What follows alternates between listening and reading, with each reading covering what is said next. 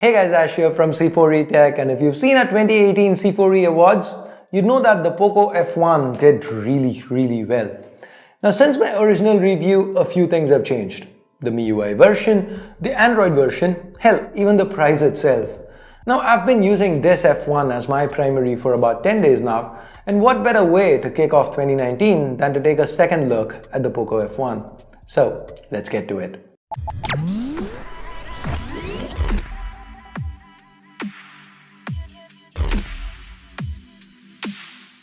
If you do end up liking this video, please don't forget to turn on notifications by hitting that bell icon. And here's a card to our monthly giveaway in case you missed it. Now before we start, here's a question for you. Name 2 issues that you have with this phone. Just leave a comment down below so that I can get an idea of what's bothering you guys. If it's unaddressed, maybe I can ask Poco on Twitter and try to clear things up. Now given it's our second review, I'm not going to get into design or placements.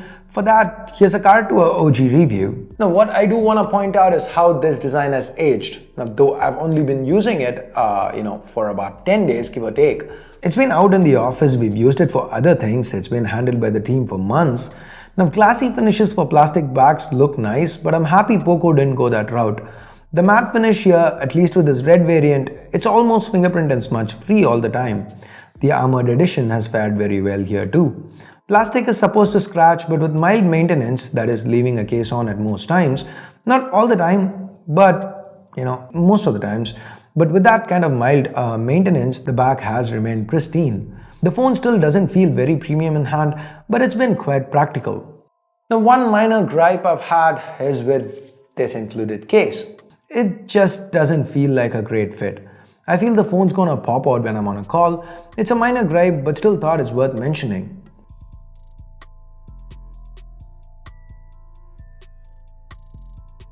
Because if you are buying this phone, maybe you watch this and pick up a better case and that saves you from a broken screen or something. Focusing on the small things. Anyway, moving on, the main reason I'm doing this video, software. The Poco F1 came with MIUI 9.6 on top of Oreo. That's the software we tested it out on initially, and there were quite a few bugs. Now I'm happy to report some of them were fixed, keyword being some of them. So here are the bugs that I spoke about in the OG review. The stereo speakers with the earpiece does double as a second speaker. In theory it's great, but first, the output from it is negligible. You can hardly tell the difference. Now that's okay, but the speaker output at high levels tends to get distorted, which is definitely not okay. Maybe locking it to 80 or 90% via a software update can be a fix. And that seems to be what Poco has done here. The speaker output is clean enough, no more distortion, but it does feel a little less louder. Can't really complain as it's still loud enough for a phone. There is the lack of notification icons on the notification bar. It is called the notification bar, right? It is because of the notch, yes, I get it, but they could have handled it better. This one's also been fixed. Settings, notifications, show icons for incoming notifications, and there you go, done. Calls getting stuck on speaker when switching from Bluetooth. Again, fixed.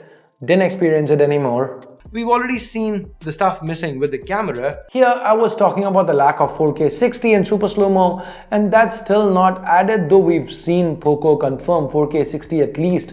That's being worked on. And then there's the Whiteline issue. We were really hoping this one gets addressed, but sadly no. Apps that require Whiteline L1 for HD like Amazon Prime and Netflix are still restricted to sub-HD resolutions, though Poco have again confirmed that this feature is coming. They seem to have missed their promised Q4 deadline, but it is coming. Official confirmation has been given.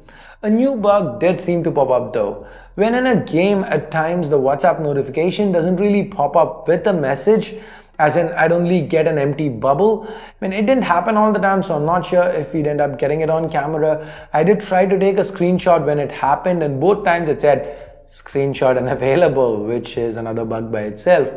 That said, it is nice to see Poco pay attention to the F1 and take community feedback very seriously and actually work on it. Because for a phone priced as aggressively as the F1 is, brands usually don't work on updates a lot. So nice to see Poco do that. Now with Android version updates, one thing I'm very wary of is how it affects battery life. Because we've seen many a phone that once updated, the battery life starts getting bad. Thankfully, that's not the case here with the F1. The battery life is as good as it was on day one. It might have even gotten a tad better.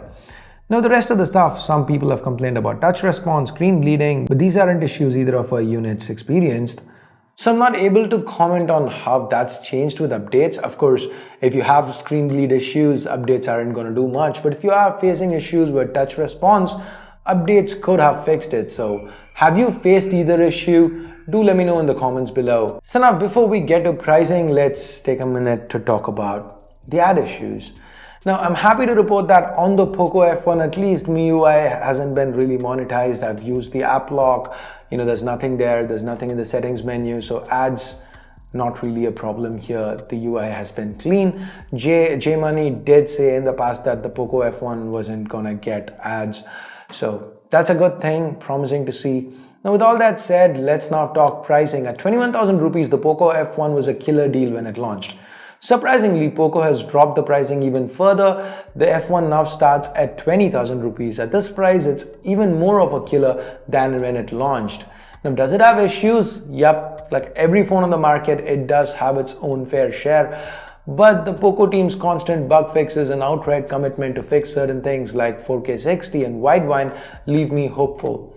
These are things that should have been fixed before launch, yes, but given the aggressive pricing, I am willing to overlook it, and I think you should too. If pure value for money is what you seek, the Poco F1 seems a better bet today in 2019 than it was back when it launched last year. Props to Poco.